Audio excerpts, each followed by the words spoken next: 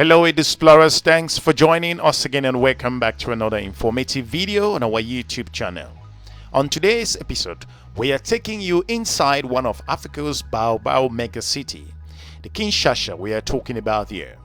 For those of you who don't know Kinshasa, in this video, we shall dive deep into one of Africa's largest capital and a city that's found in one of Africa's largest country. We shall explore in greater details. We shall dive more in details with regards to the amazing historical importance of the city of Kinshasa for the people of the Democratic Republic of the Congo and Africa at large. We shall lay down to you the reason why this city is a mega city in the continent, and more importantly, we shall narrow down this particular episode in exploring some strategic and important characteristics of this mega city in the African continent. We shall close this episode in laying its historical importance and the reason why you should consider visiting this transformative African capital. So in this episode, we shall just go dive deep into it at the moment. But before we look into that, allow me give you a quick background with regards to the Democratic Republic of the Congo.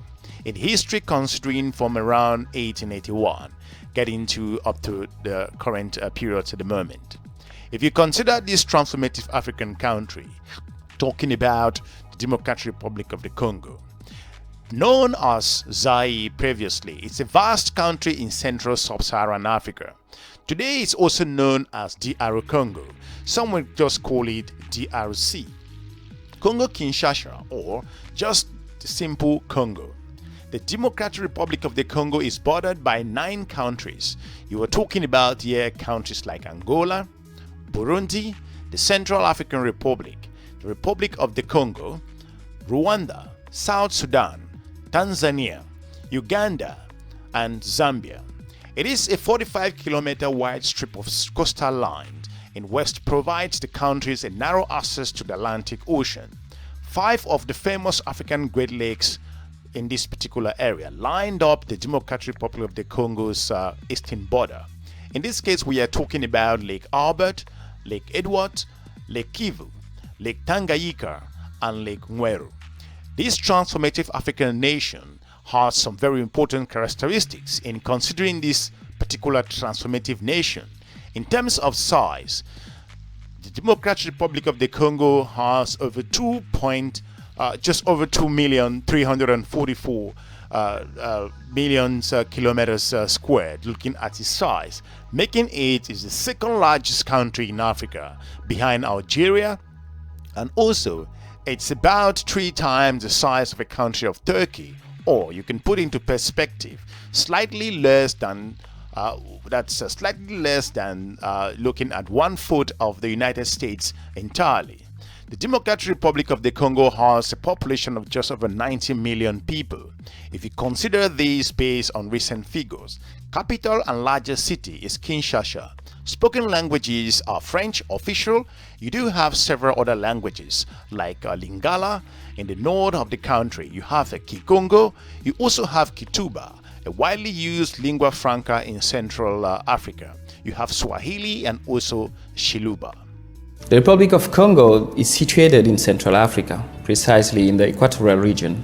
It's important to note that the name Congo is used by 2 different countries that are Democratic Republic of Congo, or DRC, with capital Kinshasa, a former Belgian colony, and the Republic of Congo with capital Brazzaville, a former French colony.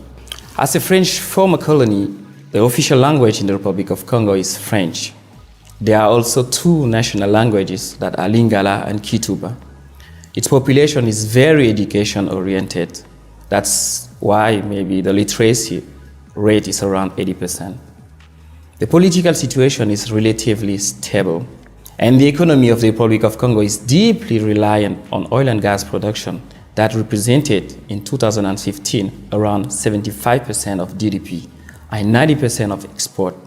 As such, the general economy is suffering from consequences of oil price shock since 2015. The Republic of Congo is taking the diversification of the economy as a priority.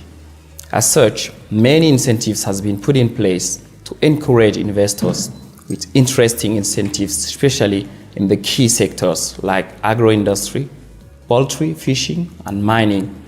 as well as the simplification of the processes for obtaining mining licenses.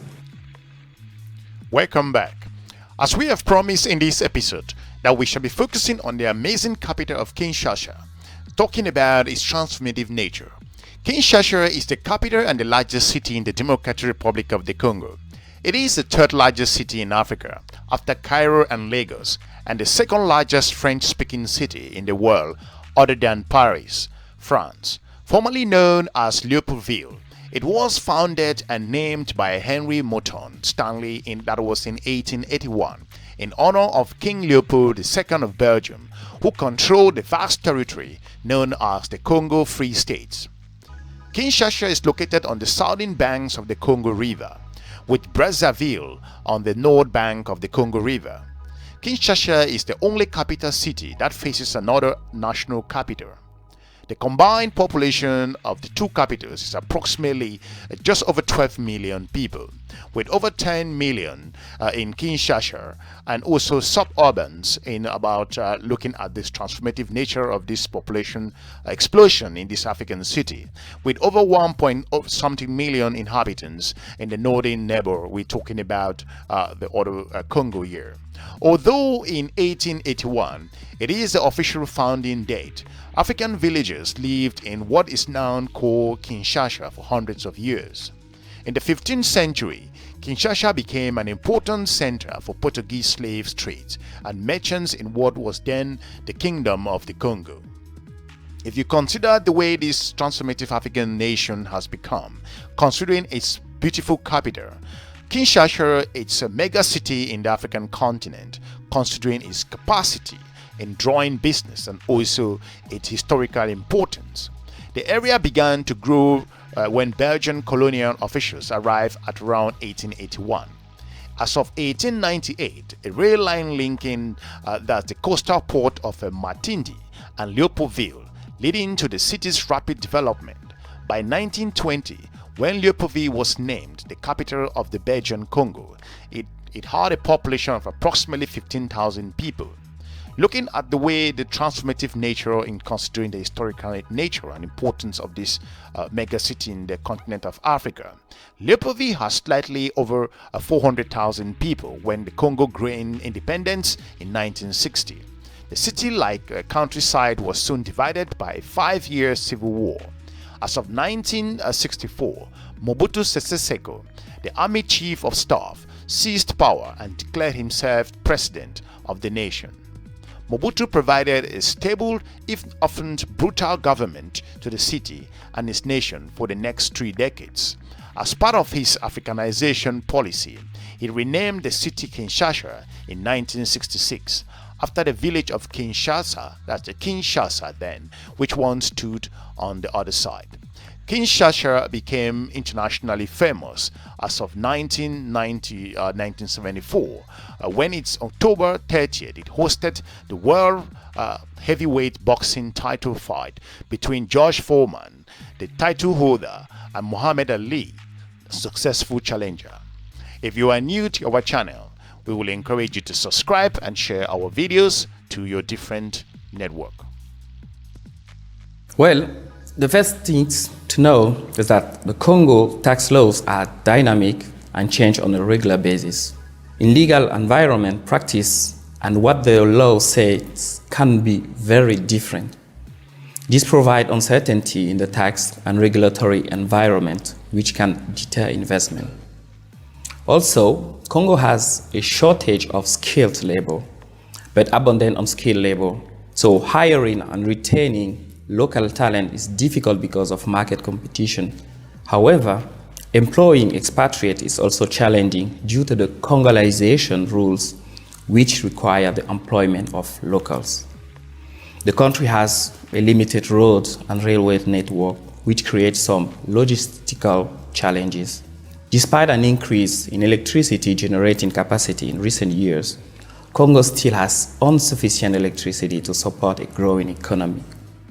As with many countries in Africa, systems are still manual, and dealing with the Congolese administration system is a challenge and may frustrate or delay investment.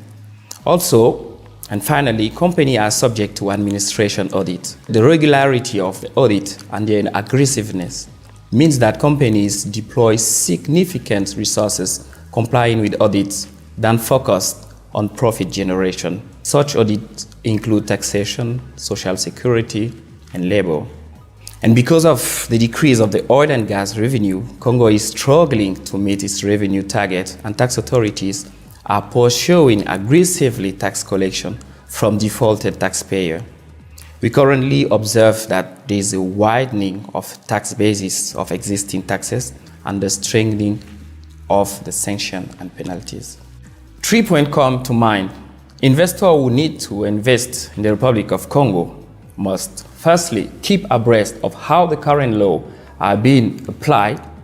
So engagement with a reputable in-country consulting firm such as PwC can assist with this. Secondly, be patient. Getting through the bureaucracy takes significant time and effort. And finally, understand the human resource dynamic. Finding the right resource remains a strong challenge, and hiring of expatriates can be a lengthy process. So it's imperative to get advice from persons with knowledge of your sector and of the administrative practice to help every investor establish best practice from the inception of their activity. Although Kinshasa was almost famous for corruption and violence during that period during Mobutu's reign, it continued to attract newcomers from throughout the nations, and also people flocking into Kinshasa in looking at its transformative nature. The city was the financial and manufacturing center for the Congo, and the place through which you're talking about most of the diamonds, copper, and other natural resources were processed. It also became the major intellectual center of Central Africa, with flourishing communities of musicians and also artists. If you consider this transformative African capital, talking about Kinshasa here, even after Mobutu Sese Seko lost power in a civil war and fled Kinshasa as of 1997, there has been little progress in other aspects. In general, the economy has revamped in a number of ways. Kinshasa, talking about its important capacity in the country of the Democratic Republic of the Congo. It's an economic hub, so to point out, it's attracted businesses and companies, mega corporations from all over the world that have established themselves in this mega African city. The economy in a different way has its own challenges, but again, the people of Democratic Republic of the Congo, focusing on Kinshasa in this episode, have transformed their capital.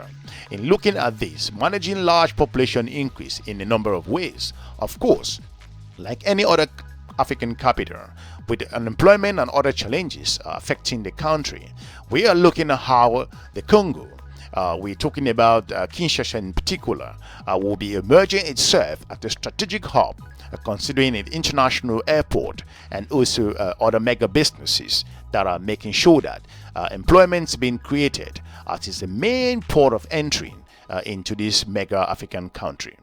If you are new to this channel, we will encourage you to subscribe and share our videos to your different network. If you look at Kinshasa, it is home to University of Kinshasa, considering that Congo Protestant University as well, and the National Pedagogy University. It's also the medical and major center for the Congo. Other institutions include a law school, an archaeological museum, a sports stadium, and a tropical disease research center.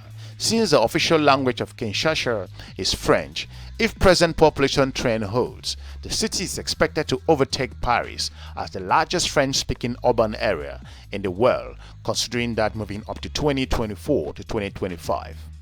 Thanks very much for watching EDUSPLORER. If you are new to our channel, we will encourage you to subscribe, share our videos to your different network. That's all what we got for you with regards to this amazing African capital. Kinshasa just has a lot of attraction for those of you who plan to visit. There are a number of things you could do while you're in this city. We encourage you to check your travel plans to Kinshasa. It is a beautiful and a mega African city that would transform and wow your experience when you spend time in this beautiful capital in the African continent. So I want to thank you for watching. We encourage you to watch our other episode on our YouTube channel. We also like to know if you are from the DRC Congo or you have visited this particular African capital. We would like to know what your experiences were. Otherwise, we'd like you to drop a comment to us and let us know if we were spot on. If you think that we've left out something, we would like to hear from you from the comment section. For now, I want to thank you for watching EDUSPLORER. We're looking forward to meeting you in our next episode, and have a good day. Bye-bye.